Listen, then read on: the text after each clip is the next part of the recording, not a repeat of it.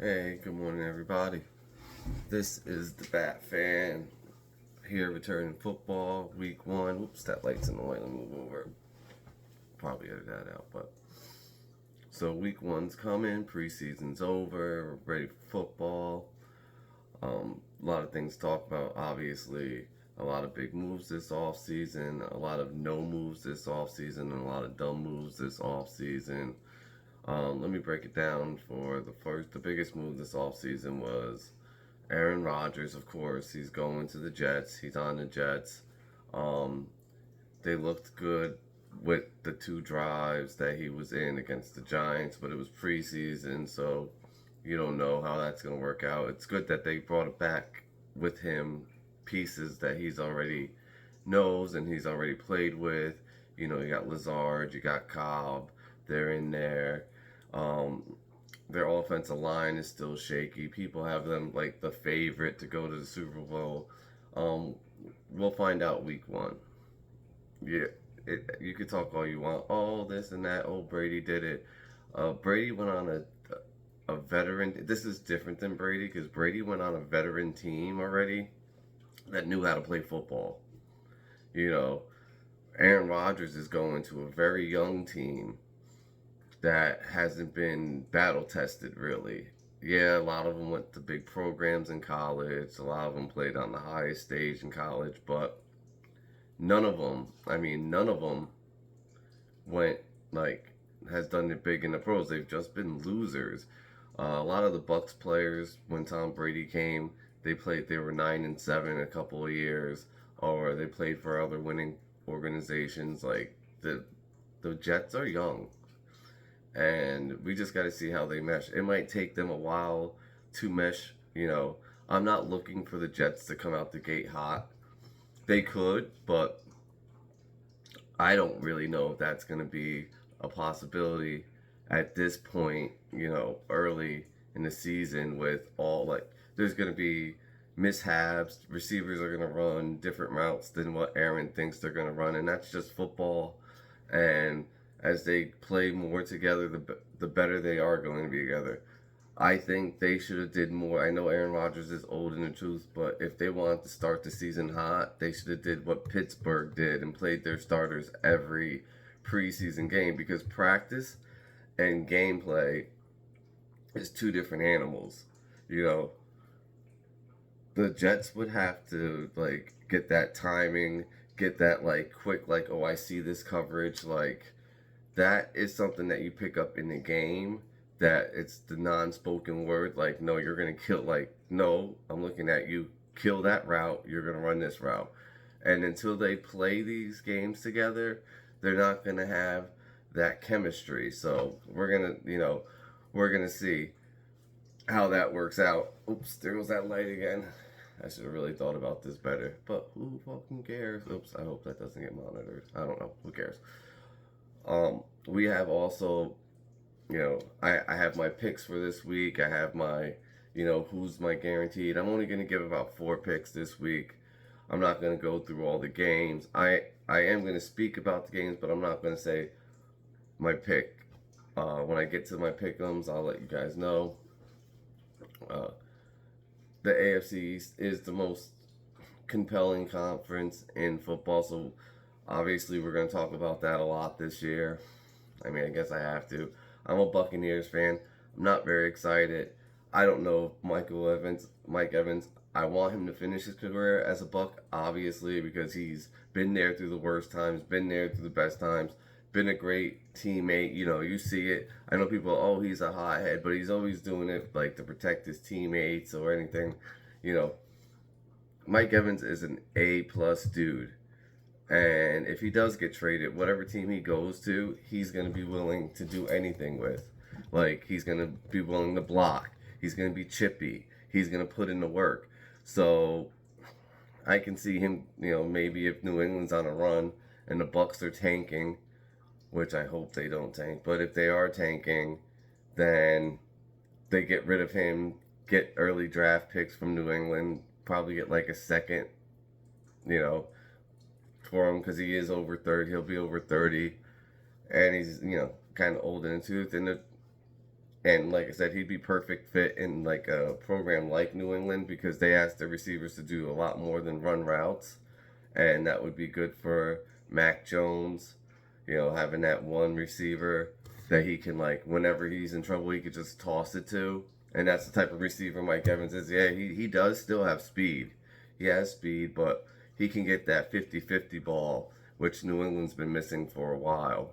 And if that does happen, the Jets are in trouble. I think the Jets are in trouble anyway because that division's so stacked. Like, Buffalo does not suck. Miami does not suck. New England is in every game they play. They're just missing playmakers on offense. Like, that is a very tough division to be in. And Arron Rodgers really knew how to pick it. He should have went down to Tampa. He could have got to the playoffs easily. But he went to the Jets. That was his decision.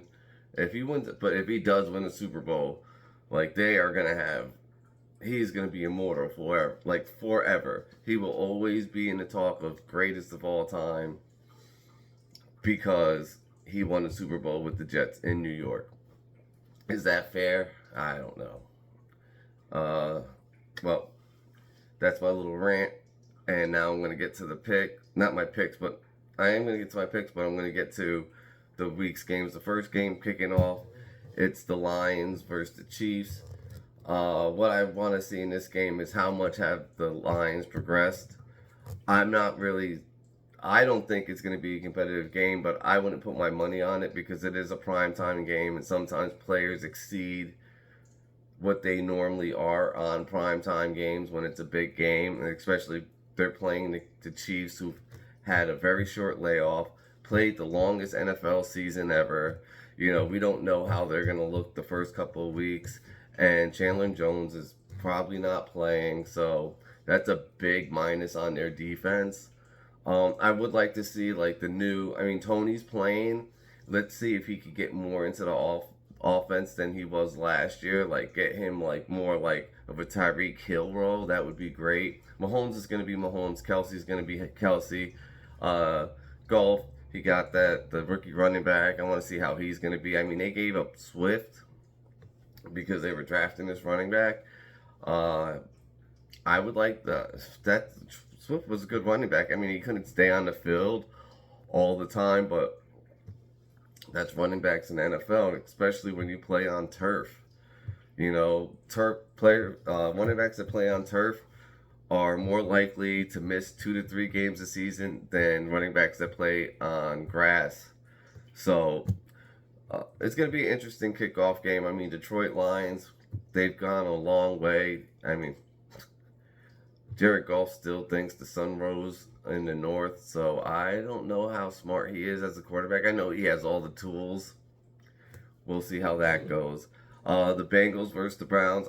I'd like to see, the thing I'm going to be watching in that game. First, Joe Burrow doesn't play good against the Browns. Don't know what it is, but he doesn't play very well against them. Maybe it's because it's, in his home state. And he plays for the Bengals, who's also in his home state. But that extra gut of that Cincinnati-Cleveland rivalry might be something that, like, makes his performance not as good as we're used to seeing from him. Also, he's so young. I really just want to see Watson in this game. We know what the Bengals are. I want to see what the Browns are. Are the Browns going to be a contender? Are we going to see how far along they go? Who knows? The Texans versus the Ravens. This is going to be a blowout. I would say this is my lock pick, but I think it's like negative 400 right now. So, and I think the point spread, I hate when the point spread's at 13 and whatever because, at the end, the teams might be playing lackluster, saving their guys. Plus, it's such a long season, so if the Ravens jump out like 24-25 nothing, I can see them pulling back the reins, just trying not to get injured, not trying to get anybody injured, because they're also a team that gets injured a lot. Lamar, Andrews, Dobb, what's his name? the running back, I forget his name. I'm going to kill his name because I have a speech impediment, so I'm not even going to try to say it. Uh, you know, they're just known for injury, so I could see them start blowing out the Texans and like just pulling it back a little. Like, all right, guys, listen, this game's won. Let's just not let them score a ton of points. So that could lead, you know, the Texans to cover. So if I was anybody, what I would do, like on my back end of a bet, like if I had three leg parlay and I want to add it a fourth to get a boost in like some money, I would throw the Ravens on the back end. You know, Stroud for the Texans. This is going to be his starting debut, and you can't have too hardest starting debuts. His preseason starting debut was against the Patriots. His opening game debut is against the Ravens, which are two very good defenses. It's like, well, this kid can't catch a break, but we'll see. I believe in Stroud, so I hope he's going to be good. But like I said, the only way I'm going to lay money on this is if I'm going to tap it into my parlay at the very back end, you know, and do money line. We have the Bucks versus the Vikings. It's a 1 o'clock game too. I'm a Bucks fan, and I'm probably gonna watch the first 2 quarters of this game. I mean, I am not even close to. I have no expectations for this season for the Bucks, so I kind of hope Baker Mayfield sucks, so we could see if Trask is gonna be a good quarterback. I did put money on the over, which was at 45.5 when I put my money on it. I just think Vikings have no corners, and even though the Bucks paid their corners, they have no corners.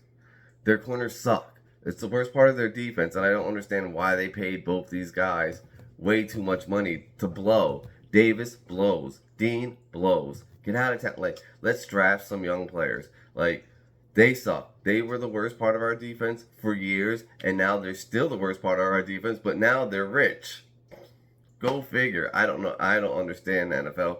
And then players like Jonathan Taylor can't get paid, but you have 2 corners that suck on the Bucks making over $15 million a year. Go figure. Like I said, I put the over in this game because I think there's going to be no defense played. Both of these teams, I mean, the front 7 for the Bucks is nasty, but their back end sucks. Justin Jefferson's whatever. He's going to have a hell of a game. Who fucking cares? The Panthers versus the Falcons. I really don't care about this game. This can be the most boringest game in football this week. Definitely. I mean,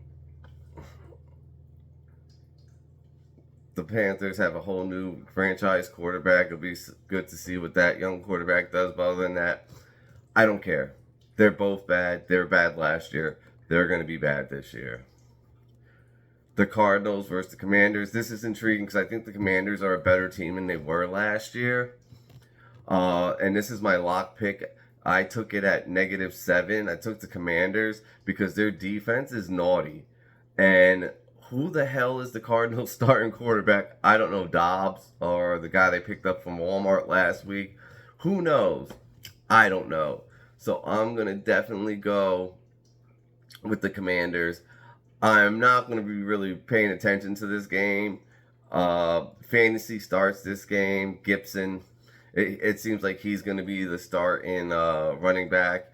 Cardinals have no secondary, so Scary Terry might blow up. So if you're doing daily fantasy, you can get Gibson real cheap. Scary Terry's not that cheap, but you could also go with Dotson if they're like doing circle coverage towards Terry. That's who cares about that game? That game's nothing. Now, this is my upset special of the week. The Jags versus the Colts. The Jags last year were horrible against running quarterbacks. And they were horrible. Their defense was horrible against quarterbacks throwing outside the pocket. Both of them were, I think they were both, one, they were 29th in throwing out the pocket, and against like running quarterback average, they were 30th. So even though Richardson is a rookie, the offense is going to be simple. They're not going to do much. That defense is basically the same defense from 2 years ago, which was one of the best in the NFL, and it's healthy. Their offensive line was one of the best in the NFL 2 years ago, and it's healthy. So I think the Colts have played together for a long time. I think this is the upset special. Put it in, and when you make the bet, you can thank me. Colts. Niners versus Steelers. I don't know how the hell this is a 1 o'clock game. To me, this is the game of the week. I don't the 4 o'clock games. I mean, other than the Eagles Patriots, I don't freaking care about. The Steelers and the Niners. It's going to be in Pittsburgh. The Steelers defense is naughty. Their offense is good. The Steelers defense is so good. It is Super Bowl caliber defense. Now, if that offense can score 20 to 24 points a game, they're going to win. We're going to see if, Prody is actually a good quarterback this game, because there's no bad levels on that Pittsburgh Steelers defense. I'm not going to pick this game. Obviously, I think it might be a very close game, very low scoring. We'll see. The Titans versus the Saints, another game. Who cares? No one cares. I don't care. No one cares. They can both suck this year. Derek Carr, his time is up. Congratulations. Have a good one, Bo. Peace. I feel like if he stinks this year, he's done. I mean, because he can't go anywhere and be a backup. And he's not good enough to win a Super Bowl. And he's not even a real game manager.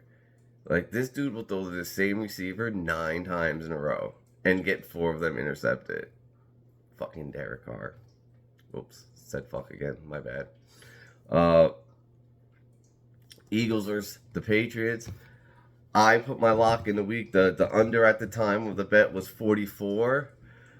I think this is a hard fought, maybe 2014, 2017. I don't see anybody scoring 4 touchdowns in this game. It's just the Patriots defense. It's in Foxborough. Eagles are very good, have a very good offensive line. But the Patriots have very good defensive line, and they have multiple defensive line players that play to keep their players fresh. So I'm not going to pick who's going to win, because I feel like this is a game that's going to come down to 1 mistake or 2 mistakes. And I just know it's not going over 44. So there's no way that both teams score over 20. Dolphins versus the Chargers. This might be the game of the week. I mean, the thing is, both their defenses have gotten a lot better, but so have their offenses. So it's like, who is going to score the most? Whose defense is going to fold? It's going to be a very exciting game. Tua, Herbert, same draft class. Herbert got paid. I think what we're worried about is Tua staying healthy. Maybe that jiu-jitsu that he learned will keep him healthy, or they give him a baby helmet. I don't know.